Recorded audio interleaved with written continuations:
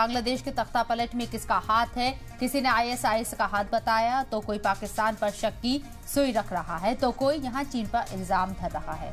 जाहिर है ये तीनों भारत के दुश्मनों में से आते हैं और इन तीनों की चाहत होती है कि भारत के हालात ठीक ना रहे।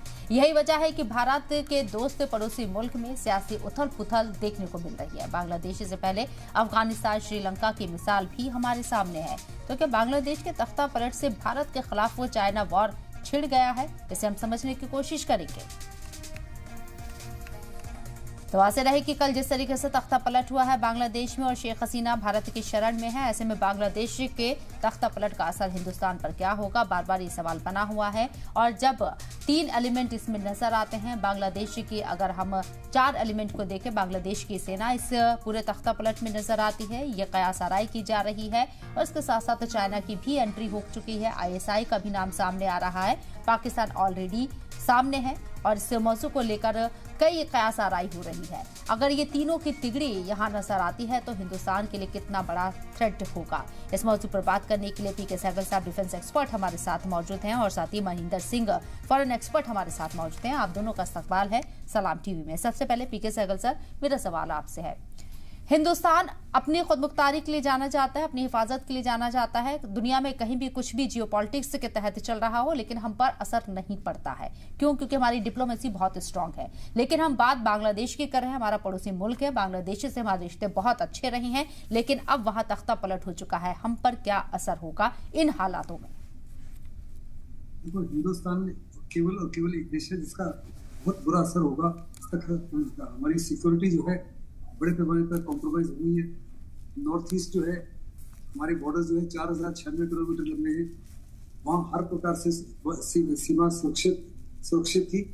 अगर आप देखो, नॉर्थ ईस्ट में जितनी भी स्टेट्स में इंसर्जेंसी थी, सारी इंसर्जेंसी खत्म हो चुकी थी।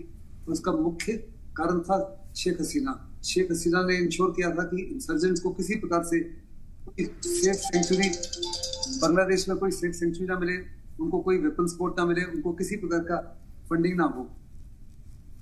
अभी वहां से रिफ्यूजी इन्फ्लक्स आ सकता है बहुत बड़े पैमाने पर, वहां से ड्रग्स आ सकती है, फेक करेंसी आ सकता है, असला आ सकता है, वेपन्स आ सकते हैं, आतंकवादी आ सकते हैं। बहुत बड़ा सपोर्ट वो मिल सकता है नॉर्थ ईस्ट में ये दखलंदाजी करने का। दूसरा, जो हिंदुस्तान का बहुत बड़ा डायस्पोरा है बांग्लादेश में, आज उनकी सिक्योरिटी भी बहुत जबरदस्त चिंता का विषय है। अगर आप ऑलरेडी देखो तो न्यूज रोज बता रहे हैं कि वहां के लोगों, जो हिंदुओं के खिलाफ, हिंदुओं के टेम्पल्स को जब डेसिकेट किया जा रहा है, हिंदुओं की शॉप्स को लूटा जा रहा है, उनके घर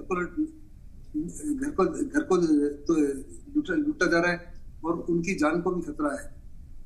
ऐसे में मैं कहूंगा सबसे ज्यादा जो है सेटबैक, जो है मेगा सेटबैक, वो हिंदुस्तान के लिए हुआ है और हमको इस सेटबैक से निपटने के लिए कई साल लग सकते हैं। ये बहुत ही बड़ी साजिश थी, जिस साजिश के तहत जो आईएसआई का इकट्ठा होना, पाकिस्तान का, चाइना का और अमेरिका का, वास्तव में बड़ी दुखद की बात है। हिंदुस्तान की सबसे ज्यादा डिप्लोमेटिक प्रेजेंस थी वहां पे, 3 या 4 हमारे कॉन्सुलेट्स थे, हमारा एम्बेसी थी। हमको हर समय खबर होनी चाहिए थी। रॉ का बहुत बड़ा फेलियर है। हम मुजीबुर रहमान के कत्ल को भी बचा सकते थे, इसके शेख हसीना को भी बचा सकते थे अगर हम हर प्रकार से सतर्क रहते तो।